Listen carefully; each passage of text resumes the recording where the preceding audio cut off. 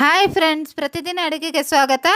ನಾನಿವತ್ತು ಶುಂಠಿ ಟೀ ಮಾಡ್ತಾಯಿದ್ದೀನಿ. ಚಳಿಯಲ್ಲಿ ಕೆಮ್ಮು ನೆಗಡಿ ಆಗುತ್ತಲ್ವ, ಈ ಟೀ ಕುಡಿದ್ರೆ ಕಡಿಮೆ ಆಗುತ್ತೆ. ಒಂದು ಚಿಕ್ಕ ಪೀಸು ಒಣ ಶುಂಠಿ ತೊಗೊಂಡಿದ್ದೀನಿ, ಒಂದೆರಡು ಲವಂಗ, ಒಂದೆರಡು ಕರಿಮೆಣಸು, 1 ಟೀ ಸ್ಪೂನ್ ಧನಿಯಾ ಕಾಳನ್ನ ಹಾಕಿ ದಪ್ಪ ದಪ್ಪ ಜಜ್ಕೊಳ್ಳಿ. ಇದನ್ನ ಈ ಥರ ದಪ್ಪ ದಪ್ಪ ಪೌಡ್ರ್ ಮಾಡ್ಕೊಂಡಿದ್ದೀನಿ. ನಂತರ ಒಂದು ಪಾತ್ರೆನ ಬಿಸಿಟ್ಟಿದ್ದೀನಿ.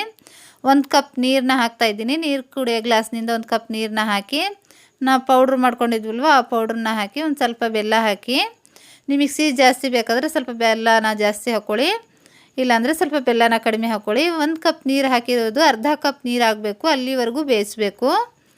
ಅರ್ಧ ಕಪ್ ನೀರು ಆಗೋವರೆಗೂ ಬೇಯಿಸಿದ್ದೀನಿ. ನಾನು ಒಂದು ಸ್ವಲ್ಪನೇ ಹಾಲು ತೊಗೊಂಡಿದ್ದೀನಿ. ಬಿಸಿ ಇರೋ ಹಾಲನ್ನ ಆ್ಯಡ್ ಮಾಡಬೇಕು, ತಣ್ಣಗಿರೋ ಹಾಲನ್ನ ಹಾಕಬೇಡಿ. ಬಿಸಿ ಇರೋ ಹಾಲನ್ನ ಹಾಕಿದರೆ ಒಡೆಯೋದಿಲ್ಲ. ನಾವು ಬೆಲ್ಲ ಯೂಸ್ ಮಾಡಿರೋದ್ರಿಂದ ತಣ್ಣಗಿರೋ ಹಾಲು ಹಾಕಿದರೆ ಒಡೆದೋಗುತ್ತೆ ಟೀ.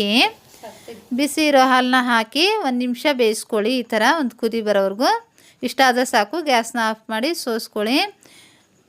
ರೆಡಿಯಾಗಿದೆ. ಈ ಚಳಿಯಲ್ಲಿ ತುಂಬ ನೆಗಡಿ ಆಗುತ್ತೆ, ತುಂಬ ಕೆಮ್ಮು ಜ್ವರ ಬರ್ತಾ ಇರ್ತಲ್ವ, ಈ ಥರ ಮಾಡಿ ಕುಡಿದ್ರೆ ಕಡಿಮೆ ಆಗುತ್ತೆ. ತುಂಬಾ ಹೆಲ್ದಿ, ತುಂಬಾ ರುಚಿಯಾಗಿರೋವಂಥ ಈ ಟೀನ ಖಂಡಿತ ಟ್ರೈ